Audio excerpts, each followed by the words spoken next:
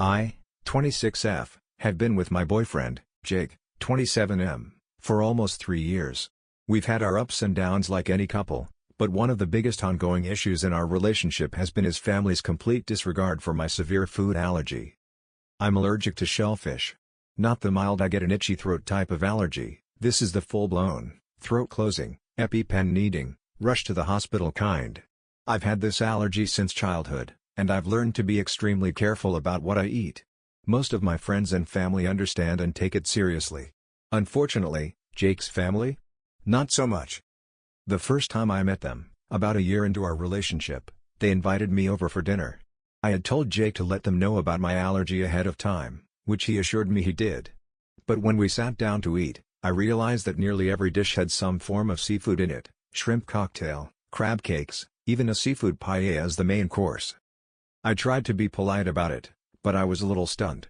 I asked if there was anything I could eat, and Jake's mom, Linda, just smiled and said, "Oh, I didn't think it was that serious.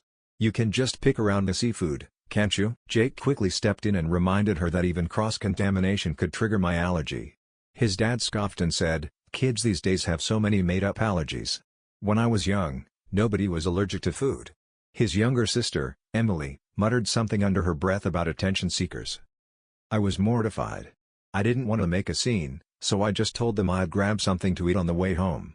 Jake was apologetic and said he'd talk to them about it, but at the time, I chalked it up to them just not understanding the severity of my allergy. But over the next 2 years, the same thing kept happening. Every time we visited, there was never a safe option for me. One time, Linda made a shrimp pasta and told me, "I rinsed off some noodles for you before adding the shrimp." Another time, they ordered takeout for a family gathering, and the only options were sushi or shrimp fried rice. Even at a barbecue, where I thought I'd be safe, his dad grilled shrimp right next to everything else, so the food was covered in shrimp residue. It became a running joke with them. Whenever I mentioned my allergy, someone would roll their eyes or make a sarcastic comment. "Oh no, better make sure there's no shrimp in the water," Emily once laughed when I grabbed a bottle of water. We wouldn't want a tragedy. Jake always apologized afterward, saying things like, "I know my family can be difficult, but they don't mean any harm." He kept promising to talk to them, but nothing ever changed. Then, last weekend, everything came to a breaking point. We were invited over for his dad's birthday dinner, and I reminded Jake again to make sure there was something I could eat. He reassured me he had spoken to his mom, and she had promised to accommodate me this time. I was cautiously optimistic. Maybe they had finally understood. Maybe, after years of dating, they would finally respect something as simple as not serving me food that could kill me. I was wrong. We arrived at their house, and I immediately smelled it. Seafood. Everywhere. I walked into the kitchen and saw plates of shrimp cocktail, lobster bisque, and crab-stuffed mushrooms. When I turned to look at Jake, he already had that guilty look on his face. I took a deep breath and asked, "Did your mom make anything I can eat?" Before Jake could answer, Linda chimed in cheerfully, "Oh, I figured you'd bring your own food if you were that sensitive." That was it. That was my breaking point. I looked at Jake and said, "We're leaving." His dad scoffed and muttered, "Oh come on, don't be so dramatic." His sister actually laughed. I was shaking. I felt humiliated, disrespected, and honestly, a little scared. What if I had eaten something by accident? What if I had trusted them, only to end up in the ER? Jake tried to calm me down, but I wasn't having it. In the car, I let out everything I had been holding in for the past 2 years. They don't respect me, Jake. They don't care about my health. They treat my allergy like a joke, and I'm sick of it. I can't do this anymore. Either you make them understand, or I can't keep coming around. He was quiet for a long time before saying, "I don't want to have to choose between you and my family." I stared at him. Then what am I supposed to do? Keep risking my life just to be around them? He didn't answer. We drove home in silence. When we got back, he told me he needed some time to think. That was 2 days ago. I haven't heard from him since. The silence from Jake was louder than any argument we could have had. I kept checking my phone, half expecting a message, an apology, something. But nothing came. No call, no text, no acknowledgement of what had happened. By the third day, my emotions had shifted from hurt to anger. I wasn't the one who had done anything wrong, I had simply asked to be treated with basic respect. Was that really so much to ask? I finally caved and sent him a text. Are we going to talk about this, or are you just going to ignore me? It took him an hour to respond. I just don't know what you want me to do, my name. They're my family. That set me off. And I'm your girlfriend. The person who could literally die because of their negligence. Why don't I get the same loyalty? The typing bubble popped up, disappeared, then popped up again. Finally, his response came through. You're asking me to choose between you and them. I stared at my screen, feeling my stomach drop. Because, at the end of the day, that was the truth, wasn't it? I didn't want to give him an ultimatum, but his family had put me in this position.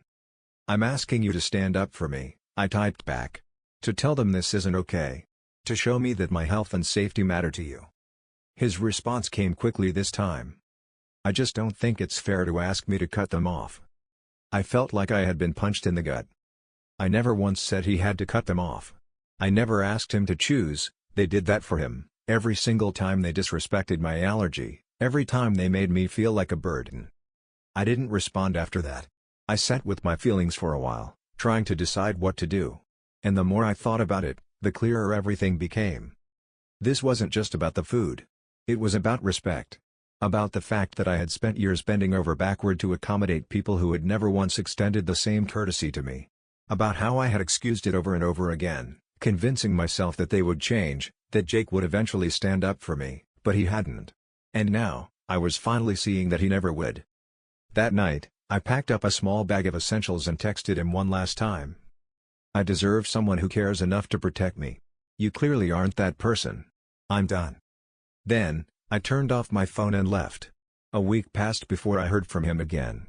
He showed up at my apartment, looking exhausted and desperate. I don't want to lose you, he admitted, hands shoved in his pockets. But I don't know how to fix this. I took a deep breath. You do know. You just don't want to do it. He didn't deny it. We sat in silence for a long time before he finally whispered, I don't want to fight with them. I nodded, swallowing the lump in my throat. And I don't want to fight for someone who won't fight for me. That was the last conversation we ever had. Jake and I broke up that night. It hurt, of course. 3 years is a long time to love someone, to build a life with them. But at the end of the day, love isn't just about feelings, it's about actions. And his actions showed me exactly where I stood. I won't lie and say it was easy. But when I think back to all the dinners where I sat hungry while they laughed at my allergy, all the times I bit my tongue just to keep the peace, all the times Jake asked me to be patient while his family actively disrespected me, I realize I did the right thing.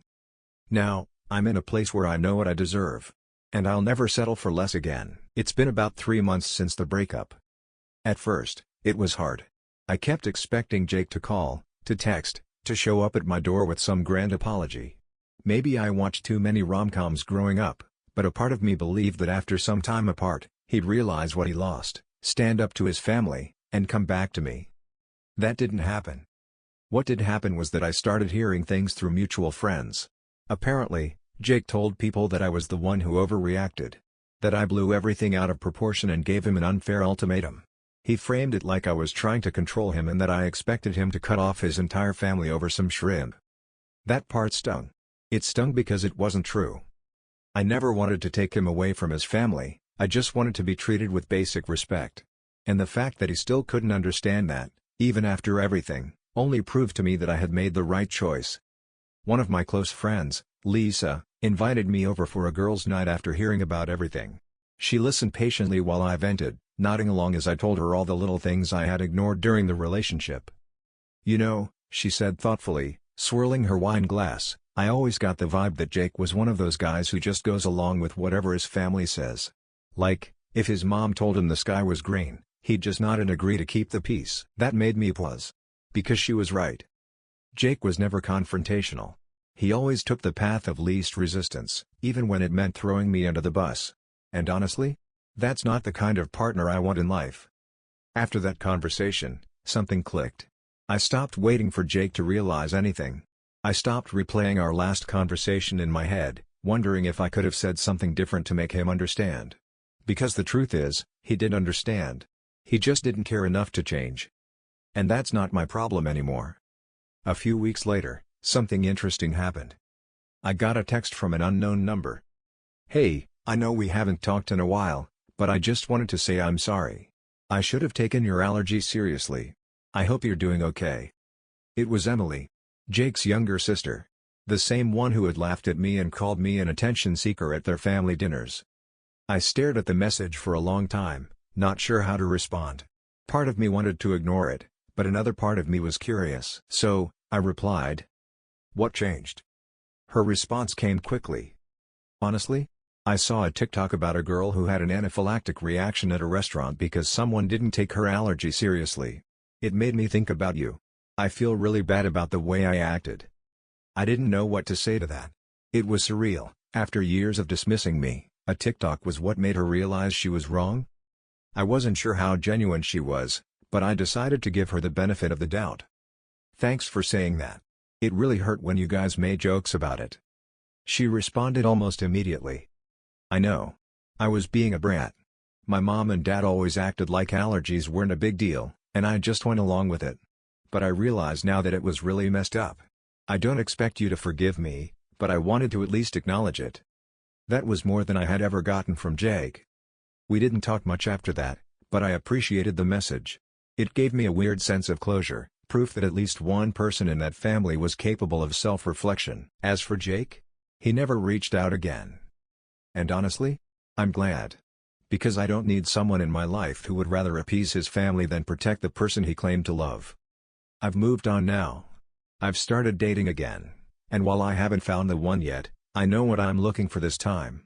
I know that I deserve a partner who will stand by me, who won't make me feel like I'm asking for too much just by wanting to feel safe. And if I ever have to deal with another guy whose family refuses to respect my allergy, I won't wait 3 years to walk away. A few months passed, and life moved on. At first, I thought about Jake more often than I wanted to admit. After all, 3 years of memories don't just vanish overnight. But as time went on, I realized I was feeling something I hadn't felt in a long time: relief. No more stressing about family dinners. No more walking on eggshells around people who didn't respect me. No more waiting for someone to stand up for me when I should have never had to ask in the first place. I started focusing on myself. I picked up a new hobby, pottery, of all things. Something about shaping clay with my hands, creating something from nothing, felt oddly therapeutic. I went out more, spent time with friends I had neglected during my relationship, and even went on a few dates. And then, one night, I ran into someone I hadn't expected to see again. I was at a coffee shop, catching up with Lisa, when I heard a familiar voice behind me. Hey! I turned around, and there he was. Jake. He looked different. Not in a drastic way, but in a way that told me the past few months hadn't been easy for him either. There was hesitation in his eyes, like he wasn't sure if he had made the right choice in approaching me. Lisa, sensing the tension, squeezed my hand under the table and gave me a knowing look before grabbing her coffee and standing up. I'll give you 2 minutes. I sighed and looked up at him. What do you want, Jake? He sat down across from me, rubbing the back of his neck. I've been thinking a lot. About everything. About how it ended. I stayed silent, waiting for him to continue. He exhaled, leaning forward. I know I screwed up. I should have defended you. I should have told my family to cut the crap instead of expecting you to just deal with it. And I did talk to them, after you left. I told them they were wrong. That surprised me. And? He let out a dry laugh. They didn't take it well. My dad basically said I was being whipped, and my mom said I was letting a woman control my life. Emily actually defended me, which was unexpected, but it didn't really change anything. They still don't get it. I tilted my head. So, why are you telling me this now? He hesitated. Because I miss you. His voice was softer now, almost vulnerable. And because you were right. I was a coward. I didn't stand up for you when I should have. And I get why you left. But I just wanted to tell you I understand now. And I'm sorry. I studied his face, trying to figure out if this was just a guilty conscience or if he actually meant it. And maybe he did. Maybe he had finally grown enough to see the problem for what it was. But it didn't change anything. I gave him a small, sad smile. I appreciate the apology. I really do. But I've moved on, Jake. And I don't think we should try to go back to something that hurt me for so long. His face fell, but he nodded. I get it. I needed to say it. I reached for my coffee and took a sip. I hope you learn from this. And that next time, you don't wait until it's too late to stand up for the person you love. He gave me a small, regretful smile. Yeah. Me too. And with that, he left. Lisa came back a few minutes later, sitting down with a raised eyebrow. So? Closure? I took a deep breath and exhaled. Yeah. Closure. And for the first time in a long time, I felt completely, blissfully free. A week after my run-in with Jake, I realized just how much lighter I felt. I hadn't even known I was carrying that weight until it was gone. His apology was nice, but it didn't change the past. And for the first time, I wasn't interested in revisiting it. I threw myself into things that made me happy. Pottery was still my new obsession, and I even signed up for a 6-week class at a local art studio. I reconnected with friends, went on more spontaneous outings, and embraced the peace that came with putting myself first. One Friday evening, Lisa and I decided to check out a new bar downtown. It was one of those trendy spots with dim lighting, overpriced cocktails, and a live band playing soft jazz in the corner. We grabbed a booth, ordered drinks, and spent the first hour gossiping about work, bad dates, and the latest drama in our friend group. It was nice, just easy, light-hearted fun. And then, Lisa nudged me with her elbow and nodded toward the bar. "Okay, don't freak out, but that guy over there? He's been staring at you for the past 10 minutes." I turned my head, subtly, and spotted him. Tall, dark-haired, casually dressed in a fitted button-down with sleeves rolled up to his forearms. He was talking to a friend but kept glancing in my direction every few moments. I looked back at Lisa, amused. "And what am I supposed to do with this information?" She grinned. "Go talk to him, obviously." I rolled my eyes, but I could feel a small smile tugging at my lips. Maybe she was right. Maybe it was time to put myself back out there. So, after another sip of my drink for courage, I stood up and made my way over to the bar. As I got closer, he turned fully toward me, an easy smile forming on his lips. "Hey," he said, setting his drink down. "I was hoping you'd come over." I raised an eyebrow. "Oh? And why's that?" He chuckled. "Because I was trying to think of a non-creepy way to introduce myself, and I was failing miserably." I laughed, already liking his energy. "Well, here's your chance. My name." He extended his hand. "Nice to meet you, my name. I'm Ryan." And just like that, I felt something shift. A new chapter, a fresh start. Maybe this was nothing. Maybe it was just a casual conversation at a bar. But maybe, just maybe, it was the beginning of something better. And for the first time in a long time, I was excited to find out. Ryan and I ended up talking for the rest of the night. What started as a casual conversation at the bar turned into something deeper, one of those rare, effortless connections where the words just flow and time slips away without you noticing. We talked about everything. Work, travel, funny childhood stories. I found out he was an architect, recently moved to the city, and, most importantly, he actually asked about my food allergies. It came up naturally when we started talking about favorite foods. I told him I had a severe shellfish allergy, and instead of the usual "oh wow, that must suck," or "so you can't even have a little shrimp?" he just nodded thoughtfully and said, "Got it.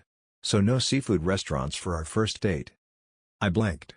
That's actually a really nice thing to say. He laughed. "Why wouldn't I say it? I mean, it's basic information I should know if I'm gonna take you out."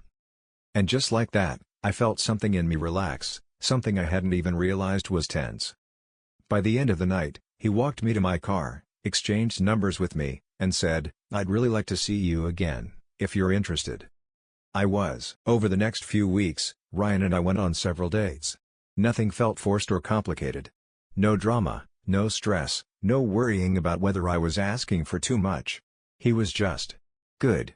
Thoughtful, funny, attentive. One night, we went out to dinner, and when I excused myself to the bathroom, I came back to find he had already spoken to the waiter about my allergy. "They said the kitchen is careful about cross-contamination," he told me, casually, like it was no big deal. It was such a small thing, but it meant everything. It wasn't long before I realized that what I had with Jake had never been love, at least, not the kind of love I deserved. It was compromise. It was me constantly justifying, constantly waiting for him to step up, constantly feeling like my needs were too much. With Ryan, I never felt like a burden. I just felt safe. A couple of months into dating, Ryan invited me to meet his friends. I was nervous. Not because I thought they'd be awful, just because, after everything with Jake's family, I had some lingering anxiety about meeting the inner circle of someone I cared about. But his friends were nothing like Jake's family. They were warm, welcoming, and when the topic of food came up, one of them, Emma, casually asked, "Oh, do you have any allergies? We do potlucks sometimes, so we'd want to make sure we don't accidentally bring anything you can't have." I nearly teared up. Because this was the kind of consideration I had spent years begging for. And here it was, freely given by people I had just met. I looked at Ryan, and he was already watching me, a small knowing smile on his lips. Yeah. This was different. One night, months later, Ryan and I were curled up on the couch, watching a movie, when my phone buzzed with an unexpected notification. A message from Jake. I stared at it for a long time before opening it. "Jake, hey! I know it's been a while, but I just wanted to say I'm really happy for you. You look like you're doing well." I wasn't sure what to feel. He wasn't asking for anything. He wasn't trying to worm his way back in. It was just a message. A small acknowledgement that he saw I had moved on. And maybe, in his own way, he was finally realizing what he had lost. I locked my phone and set it aside without responding. Not out of bitterness, but because I didn't need to anymore. The past was the past. And I was finally where I was meant to be. Ryan nudged me. "Everything okay?" I smiled at him, warmth spreading through my chest. "Yeah," I said, leaning into him. "Everything's perfect." Looking back, I can't believe how much I put up with. How many times I excused things, downplayed my own feelings, and convinced myself that love meant enduring disrespect for the sake of keeping the peace. But love isn't supposed to feel like a battle you have to fight alone. It's not supposed to feel like walking on eggshells, like holding your breath and hoping the people around you will finally care enough to listen. Leaving Jake was one of the hardest things I've ever done, but it was also the best thing I've ever done. Because it led me here, to a life where I don't have to second-guess my worth. To a relationship where my safety, my needs, and my feelings are treated with the care they deserve. If I had stayed, I would have spent the rest of my life fighting to be heard in a family that had no intention of ever listening. Instead, I walked away. And in doing so, I walked toward something better. Toward people who respect me. Toward a relationship that doesn't feel like a constant compromise. Toward a future where I don't have to ask to be treated right, I just am. And that, more than anything, is why I will never regret the choice I made. So, Reddit, am I the a-hole for walking away from a boyfriend who refused to stand up for me? For choosing my safety and self-respect over a family that never took me seriously? Let me know what you think in the comments. And if you enjoyed this story, don't forget to subscribe for more.